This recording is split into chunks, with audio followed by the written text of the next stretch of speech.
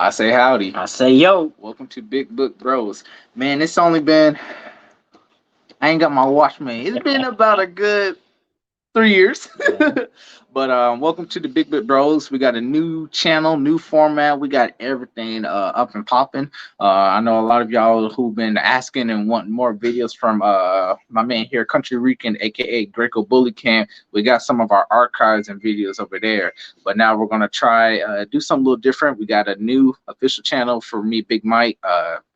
Big Book Bros, but we're gonna start where we left off and we're gonna keep it going. So this is probably gonna be the new start of 2023. So right now, we're gonna have a quick. It's a 5-issue series of Venom Lethal Protector by David Michelinie. Might be showing them real quick.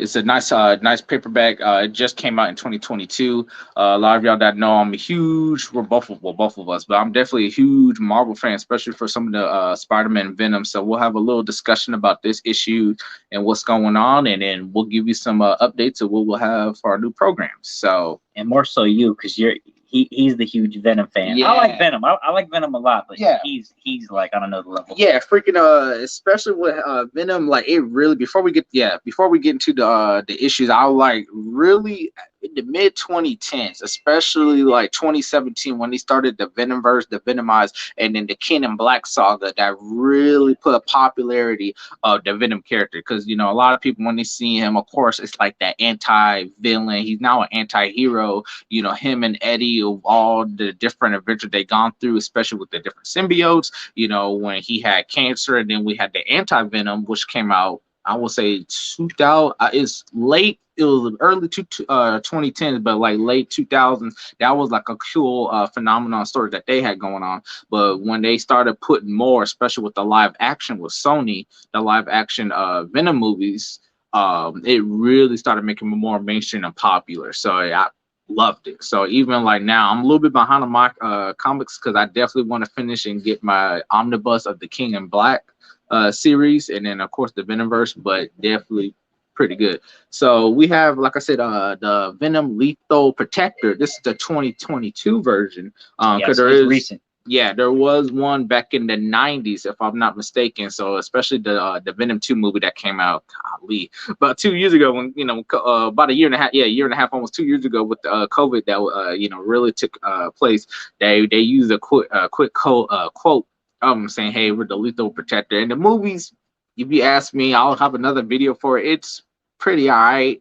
I'm kind of like, that's not my feel. How they did Venom, but again, they're kind of making them, more humanized, which it's no problem. But this one is by David Michelinie.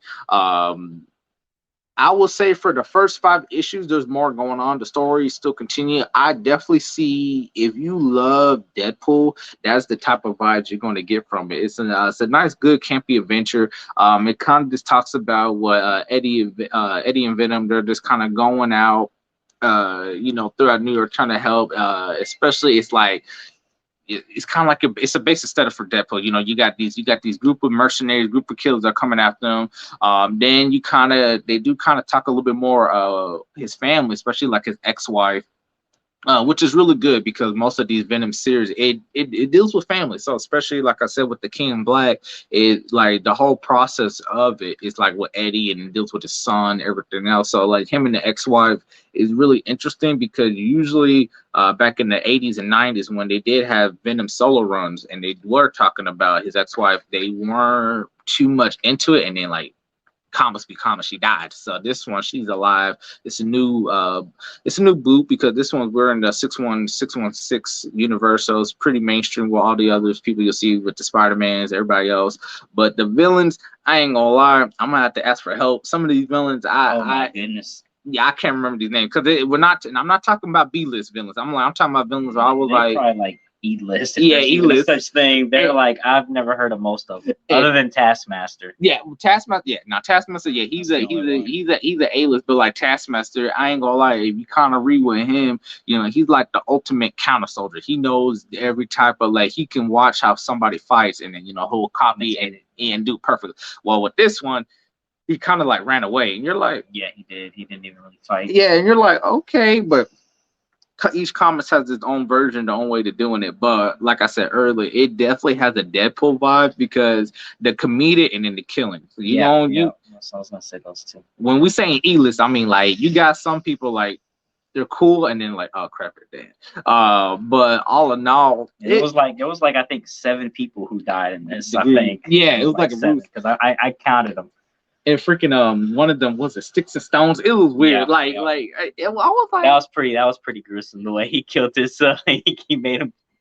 He killed one of them. Yeah, so we won't get too graphic, and then of course, we about to upload this on YouTube, so we're gonna be careful. We won't show, we ain't gonna show all the gruesome deaths, how the YouTube got us going. But it's definitely, I would say, if you're like, we always have recommendations towards the end of the video, or we'll kind of talk. I would actually say if you are, if you're just trying to get back into the comics, and then of course, would I recommend this for the kids?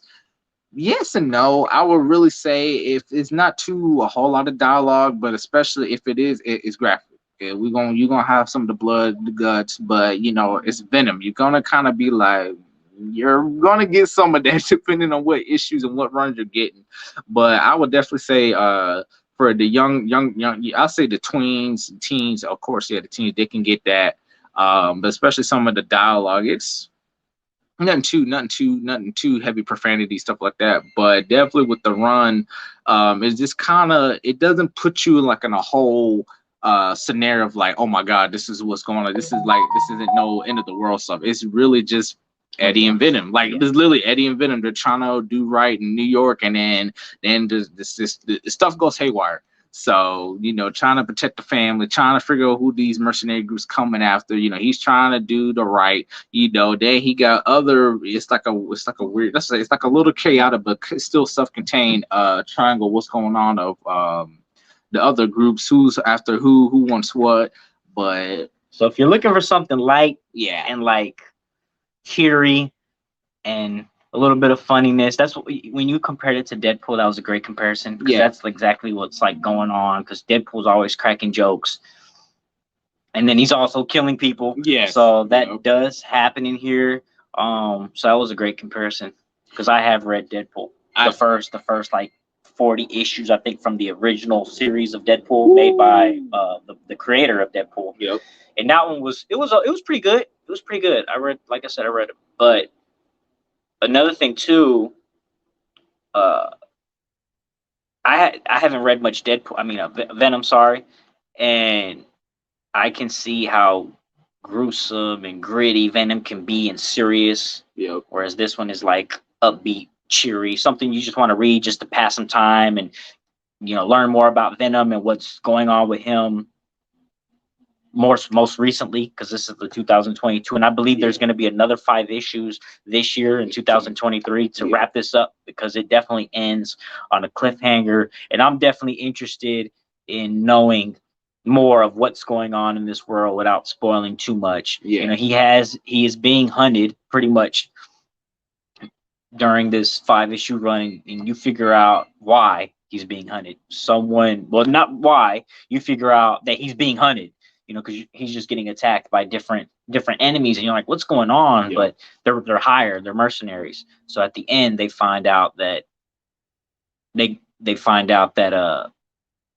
that someone's trying to get him. They got a contract. They basically got a contract on him. Yeah. So, and that's kind of really refreshing. Well, not even refreshing. A lot of people, like I said, Venom he's becoming popular. He's getting his own name besides being the Spider-Man. So a couple of the runs that I've read, like I said, I did the King in Black, but I definitely want to get the whole omnibus version of him, and then I need to read the one where he has his newest symbiote, Sleeper.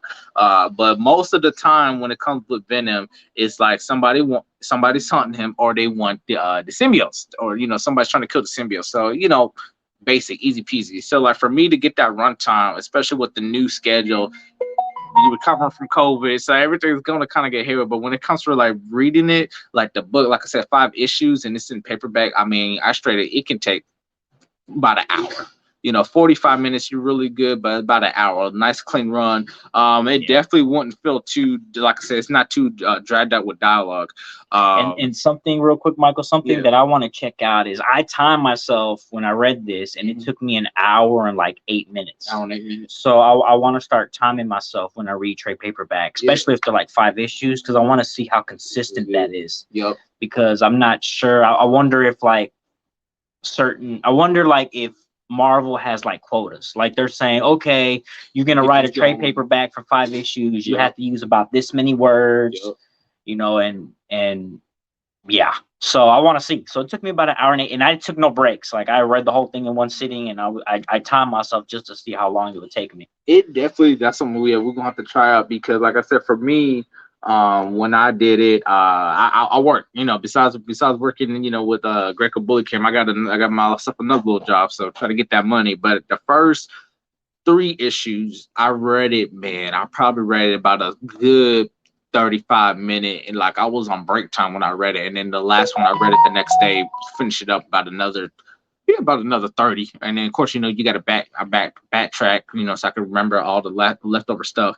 But yeah, definitely I think that's what we'll try to do here. We'll try to give you like an estimate speed time and like how we could do it, because some of the books that we have in these previous videos, like we be talking like huge books and like omnibuses, but I took us like days, like, and then because some of them have like 45, 50 issues. Yeah, so there's a lot of stuff, because I love giving the recommendation like who you want to get for you, family, kids, loved ones. Like someday you be like, oh, I can read it on a spare time, get it over. Or if you're like, you're gonna have some of our previous videos, we got them thick omnibuses, and like we go on and talking, so we're gonna try to fix it up. But yeah, we'll try to do some quotas to kind of give you a quick speed run of how to get the all in depth, and how much you're gonna really put your time in when you read the comics. And usually the first issue is usually the longest, because they're building up story, they're building up what's going on at the moment, because that's how it was with this one. The first issue was the longest. That took me the longest amount of time, because I actually checked the time after each issue. So first issue, I looked how long it took me. On average, to read one issue took me about 12 minutes. And I wasn't just trying to bum rush, like I wasn't trying to speed rush it. Like I would read it and then look back at the art, I took my time with it, in a sense. Like I was just looking deeply into the art. And then speaking of the art, the artist is Ivan Fiorelli. And I believe he did the art on all 5 issues, because I don't see any other artists in here. Yeah, usually if y'all remember, certain comic books, besides like covers, but usually certain issues, the art will change, because you'll have different artists trying to get with it, but you'll still have your lead writer, of course, your assistant. And it makes sense, because all the issues, the art is very similar. Like the art doesn't change. Man, that's some good, and I like it, because that tint, you can see for a video, he got that nice black blue look. I definitely like the way they drew Venom. Well, because that's how it originally was. He got that black blue look. Showing that sound blessed. So like for me, definitely a good Venom fanboy on my side. But that black blue is he ended up. Don't spoil him too much. Maybe not. Yeah, so good. I was trying to see if he killed this assistant or not, because I thought he did, but I'm not 100% sure. Nice. I think my favorite one, like I said, is towards the ending. That one, the therapy. That's like a Deadpool. He's like in therapy. He's just talking, like he's in full, like him, Venom and Eddie, they're as one talking, so that's hilarious. But definitely, like I said, you're gonna have like I said, there's killing in here, but you still have your comedic moments, so that's what I say, it definitely Deadpool vibes, but it doesn't try too hard, especially for like the satirical jokes, because he does kind of get them. Venom does give his quips, but his isn't as uncanny as Deadpool, and it isn't as quirky as Spider-Man. That's his cover. Oh yeah. Oh, that's beautiful. So, like that one. But all in all, Fantastic read. Yeah, if you're a newcomer to Venom, read it. If you're kind of, old time, you want to return back to it, read it. If you want to get it, let's say if you want to gift this to some family, especially the younger ones, I really would recommend it. But like I said, a lot of the dialogue's not too bad, but it's just gonna have some more. Here's a bunch of the E-list enemies. There's Taskmaster and Elite Front, so there's that. Michael, really, how many lists are there? Because I know there's A list, B list, C list, and D list. Is that it? Is D the bottom? Because if D's the bottom, all these guys are mostly the bottom. Yeah, Taskmaster, I think he's probably a B. I think maybe a B, maybe even a C. Because A definitely no. That's like freaking top. Yeah, that's like top. Thanos, Galactus. Yeah, and B probably be like the Rogues, Spider-Man Rogues. Some of Spider-Man Rogues, Scorpion, Vulture. I don't see Magneto's A. Oh yeah, A list. But Taskmaster, I would say B or maybe high C. I would say there's probably D's the lowest. They might have others. Because I thought they said D list because usually like basketball players they'd be like D list. But it all depends on the fandom. They might make an F list. They might say, hey, they're the trash tier. But like I said, that's what I said. They were very interesting. And like I said, we're telling you there's about 7 of them. I'm telling y'all, we can't remember the names. Like I know some of them, like there's one named Sticks and Stones. There's one like a beetle, but one was a blood spider. Yeah, I can look it up just real quick. I remember it was Jagged Bow, Blood Spider, and Death Shield. I was like, who are these guys? I've never heard of them. And then another one's called Hugbug. Hugbugs. Yeah, I think it's Humbug. Sound like some Looney Tunes. Yeah, his powers is he can work with insects. So he would be perfect versus Ant-Man. That would be dope. But it would be dope. But we ain't gonna talk about Humbug. Yeah, so Looney Tunes. I can show him off. Yeah, show Humbug. So he's do with the red, looking like a Rocketeer. God, I felt yeah. But Rocketeer was a great movie. Heck yeah, it's one of the best. This guy's kind of cheesy, Humbug, but most of the bad guys in here are pretty cheesy. Yeah, but all in all, definitely quick run. And like I said, it's going to continue. So if we got more, once more of the issues come out, we're most likely going to get trade paperback, because we could just read every single issues, but I don't feel like we want to do that with y'all, because it's just like one chapter. Like, come on now, we don't do y'all like that. We're going to get some more and get our talking. So especially how much they are nowadays. I think for issues number 1 are like, I want to say like $6 to $10 even, depending on how big the character is. Like if it's a Spider-Man number 1 or something like that. But I'm pretty sure I've seen some that were like $9.99 for issue number 1. I'm like, dude, that's more than the trade paperback. So I'm definitely not trying to read it in singles. Yeah, but all in all, that's our little recommendation we want to get y'all started with. BigBookBros is back. So yes, if y'all come in the comments asking about the dogs, Greco Bully Camp, we're gonna get it right and cracking. So we'll give you a little promo. Of course, follow me on IG, Twitter, BigBookBros. I always try to give y'all some uploads of the videos. You can check our previous playlists. We're gonna get a little bit better, because like I said, our previous playlist, we're gonna trim it a little bit better with some of these video times. But it just depends too. Yeah, because we'll be in it. Because for instance, I saw when you was letting me see, we did Invincible. Yeah. So Invincible, that's my favorite comic books of all time. And it was in depth. So that's why it took so long. Yeah, and the animation and then you talked about something different too. So it would be what I had to talk about, and then what you had to talk about. So this one, that's what made it so long. And this time we read the same thing. And then we can I like that, because we can kind of talk about what we got from it and how we liked it and stuff. Well, shoot, but everybody's out here, especially the video. Just give us recommendations, stuff you want us to kind of look into, or our opinions, comic sections. And that's what I said, DM me. I know a lot of people, they ask quite a while, but we just had stuff happen, especially like with the COVID, everything. I finally moved back home. Oh yeah, and you moved away. Yeah, I was moving away. So that was another thing. I moved away for almost a year and a half. Wasn't it like a year and 3 months? Yeah, it's like a year and 3 months. But so when we did BigBookBros, the videos, of course, we live stream. Shout out to StreamYard, but of course, we had different videos because I was in a whole different state. So I was 10 hours away. But all in all, we're gonna finish it up on the 20 mark, so we can get everything all good and going. So Yep. episode 17, if you want to see the previous 16, some of our rants and topics, we go everything besides comic books. We'll talk about anime, we'll talk about movies, TV shows, and hopefully as the channel continues to grow and get bigger, we're gonna get some other YouTubers, and I know a lot of people that really wanted to join in. But all in all, this is your boy, Big Mike. What up, it's Country Rican. And one last thing I wanted to say was, I was gonna say peace. Was this right here is what we're gonna interview here once ever Michael's pretty much done reading it. I just read it. I actually ended up reading in one day, and just kind of the premises of it is it's called Die. You think death, die, but no, this die is actually a dice, and it's kind of like a twist of D&D, but its own version, its own world of D&D, and I would say it's a mix between D&D and Jumanji, because they get sucked into this world, and they all have their characters that they made, and dice. So far, I don't understand the significance of the dice from reading the first 5 issues, but more of that later. Yep. All right. This is BigBookBros.